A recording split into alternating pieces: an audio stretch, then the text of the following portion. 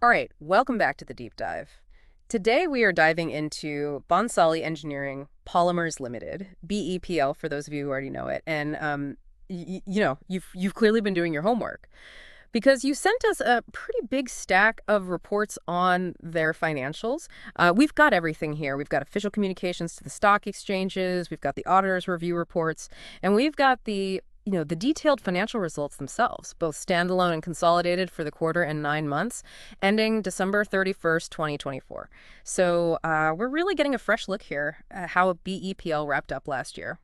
Yeah, and what's really interesting is, these documents are dated January 16th, 2025. So this is hot off the press information. When you're trying to understand a company, where they stand today, this is exactly the kind of information you need. Yeah, we're not dealing with ancient history here. This is the up to the minute stuff. But before we get into the nitty-gritty Yeah. of balance sheets and income statements and all that, can you just give us a quick rundown of what BEPL actually does? What is their business all about? Sure. So BEPL specializes in what they call uh, highly specialized engineering thermoplastics. Now, that might sound like a mouthful. It does, yeah. Okay, think of it this way. These are the high-performance plastics that go into everything, from cars and airplanes to electronics and medical devices. We're talking about the really tough stuff here. The plastics that can handle extreme temperatures and chemicals and all sorts of demanding environments. So they're not making, plastic bags and soda bottles. This is the serious stuff. And I see here they're an ISO 9001.20151 certified company. That's got to mean something, right? Absolutely. That certification means that they meet a really high bar for quality management. It's a globally recognized standard. So, when you see that certification, you know that they're serious about delivering consistent, high-quality products. And they're publicly listed, too, so anyone can invest in their success. You'll find them on the Bombay Stock Exchange and the National Stock Exchange of India. Okay, so they're making essential high-tech materials. They've got the quality seal of approval. They're publicly traded. Sounds promising, but let's get to the heart of the matter here. Let's talk about their financial performance. What are the big takeaways from these reports? Paint us a picture of their financial health. Okay, well, one of the first things that jumps out at me is their dividend payout. They just declared a third interim dividend of Vera, one per equity share, for the financial year 2024-25. And that's on top of two previous interim dividends, bringing the total to a 300% dividend payout so far this year. Wow, 300%. They're really sharing the wealth with their investors. But is that sustainable? I mean, can they keep handing out these generous dividends if their business isn't actually performing well? That's the key question, right? And the good news is that the underlying numbers seem to support it. If we look at the 9 months leading up to December 31st, 2024, BEPL has shown strong performance. Both their standalone and consolidated profit before tax saw significant jumps compared to the same period last year. Okay, hold on, back up a second. You keep mentioning standalone and consolidated results. What's the difference? Right, good point. So the standalone figures just show BPL's performance on its own. But they also have a joint venture called Bonsali Nippon A&L Private Limited. And so the consolidated results include BPL's performance, plus the performance of that joint venture, giving us a more complete picture of the overall business. Ah, got it. So it's like looking at BPL solo act versus their performance part of a duo. And you're saying both sets of results are looking good. Exactly. For example, their consolidated profit before tax reached almost ours, 19,000 lakhs, compared to about ours, 18,550 lakhs the previous year. So that's a healthy increase. Yeah, that's a big jump. So what's fueling this growth? Are they selling more? Are they cutting costs? What's the secret sauce here? Well, it looks like a combination of factors is at play. If we dig into the details, we see consistent revenue growth across the quarters. And their other income is up as well. That could mean they're generating more income from things like investments, or maybe even from their joint venture. Okay, so this all sounds pretty positive so far. But we know no business is without its challenges. Are there any red flags or areas of concern that jump out from these reports? Anything we should be digging deeper into? Well, remember those auditors' reports you sent over? Those offer some reassurance. Zod, Jane & Co. They're a reputable firm. They reviewed both the standalone and consolidated financials, and they gave the thumbs up. They said the information is materially accurate, but it's important to remember, this was a review, not a full-blown audit. Yeah, that's a really good point. It's like getting a checkup versus a full body scan, right? The review gives us a good overview, but a full audit would really dig deep into every nook and cranny. Yeah. But still, it's good to know that a professional has looked things over. and hasn't raised any major concerns. Right. It's always good to have that extra layer of scrutiny. But you mentioned earlier that some intriguing details caught your eye. What makes you say that? Well, one thing that's interesting is the other income line item. In the standalone versus the consolidated statements, the standalone statement shows a slightly higher other income compared to the consolidated one. And that suggests that the joint venture might be incurring some expenses that are offsetting some of its income. It's almost like a little side mystery within the bigger picture. Ooh, a mystery. I love it. So it's not necessarily a bad thing, but it definitely raises some questions. Like, what exactly are those expenses, and are they related to something strategic that could benefit the joint venture in the long run? It makes you want to peek behind the curtain a bit, doesn't it? Exactly. And there's another detail that caught my attention, which is the way they're handling inventory. So both the standalone and consolidated financials have a line item for changes in inventories of finished goods, work in progress, and stock in trade. But here's the twist. The standalone statement shows an increase in inventory in the third quarter, while the consolidated statement shows a decrease. Okay, that's definitely a head-scratcher. Why would the standalone numbers show an increase in inventory? While the consolidated numbers show a decrease, it sounds like the joint venture is managing things differently than BPL is on its own. Yeah, it is quite puzzling, isn't it? Now, we don't have all the information, but it could point to different strategies at play. Perhaps BPL is stocking up in anticipation of increased demand, or maybe they're facing some supply chain issues and they want to be prepared. On the other hand, the joint venture might have a leaner production model, or maybe they're experiencing softer demand in their specific market.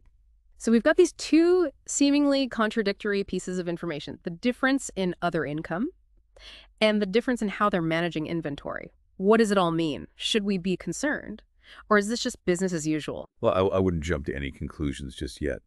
But these discrepancies do raise some important questions. It's a reminder that while the consolidated results show a positive overall picture, there's a lot happening beneath the surface.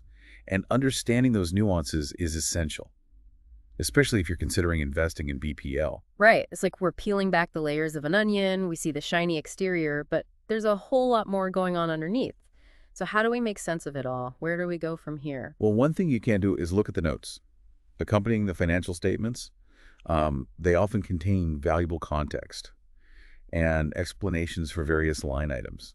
You might find some clues there about those differences in other income and inventory management. So those notes are kind of like the footnotes in a really interesting book. They provide these extra details and insights that help you understand the main story better. What else should we be paying attention to? Well, it's always a good idea to compare the current financial results with historical data.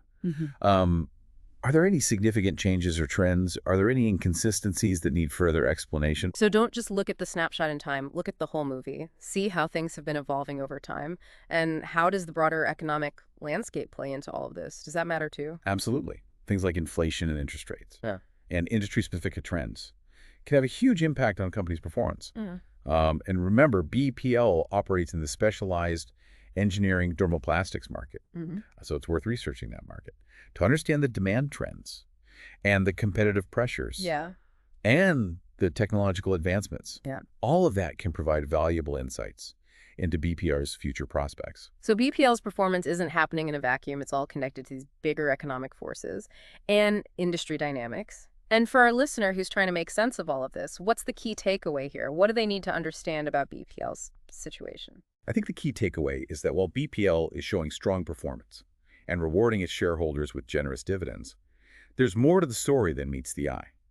And to really understand their position, we need to dig deeper, look at the nuances of their joint venture, and consider the broader economic context. You got it. It's like we're putting together a puzzle. We have some of the pieces, but we need to find the missing ones to see the full picture. And speaking of the joint venture, it seems to be playing a pretty big role in all of this. Let's unpack that a bit further. This joint venture, Pansali Nippon A&L Private Limited, it's clearly adding a layer of complexity to BPL's financial picture. You know, we see those intriguing differences in other income and inventory management, and it makes you wonder, what's the bigger story here? What's the strategy behind this partnership? Yeah, it's a great question, and one that any savvy investor should be asking. Joint ventures can be powerful tools for companies looking to expand into new markets or share risks or gain access to new technologies, but they also come with their own set of challenges, like aligning strategic goals and managing different operating styles.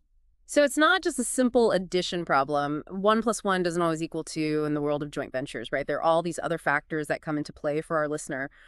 What are some key things to consider when trying to assess the impact of a joint venture like this on a company's overall performance? Well, one thing to look for is how transparent the company is about the joint venture's operations. Do they break out the joint venture's financials separately? Do they discuss the strategic rationale behind the partnership and how it's contributing to the overall business? The more information you have, the better you can understand the risks and rewards associated with venture. Transparency is key. It's like trying to solve a puzzle with missing pieces. It's a lot harder to see the full picture.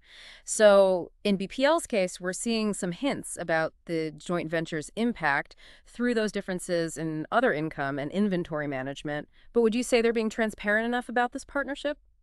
It's tough to say definitively without more information. They do mention the joint venture in their communications and financial statements, but it would be helpful to have more details about its specific operations, its market and its financial performance. Right, because ultimately what matters is how this joint venture is contributing to BPL's bottom line. Is it helping them grow revenue? Is it improving their profitability? Or is it a drag on their resources? Those are the questions investors need answers to. Absolutely. And those answers might not be readily apparent just from looking at the top-level financial statements. It requires digging deeper, asking the right questions, and looking for those subtle clues that can reveal the true story. So it's like being a financial detective. We have to examine the evidence, follow the money trail, and use our critical thinking skills to piece together the puzzle. And for our listener, what are some key takeaways from this deep dive into BPL's financials? What should they be walking away with? Well, I think the main takeaway is that BPPL appears to be in a solid financial position. They're showing consistent profitability, they're paying out generous dividends, and they're actively pursuing growth opportunities through this joint venture. But as we've discussed, there's always more to the story, right? Those seemingly small details, like the differences in other income and inventory management, can reveal a lot about a company's operational strategy and the potential risks and rewards associated with their partnerships. Exactly. It's a reminder that financial statements, even with the assurance of an auditor's review, are just one piece of the puzzle. Developing a holistic understanding requires considering multiple perspectives, including industry trends, competitive analysis, and a close eye on management decisions. So for our listener who's been following along on this deep dive, here's your call to action. Don't just stop at the headlines, dig into those footnotes, compare standalone and consolidated statements, and look for those subtle variations that might tell a deeper story, and always do your own research. Well said. And remember, critical thinking is your most valuable tool as an investor. Questions analyze and dig deeper to uncover the insights that will empower you to make smart decisions. And with that, we'll leave you with one final thought to ponder. We've talked a lot about the numbers, the ratios, the financial performance, but at the end of the day, investing is about people. It's about the management teams making decisions, the employees driving innovation, and the customers who ultimately determine a company's success. So as you continue your own deep dive into BEPL, don't forget the human element. That's where the real story unfolds. Until next time.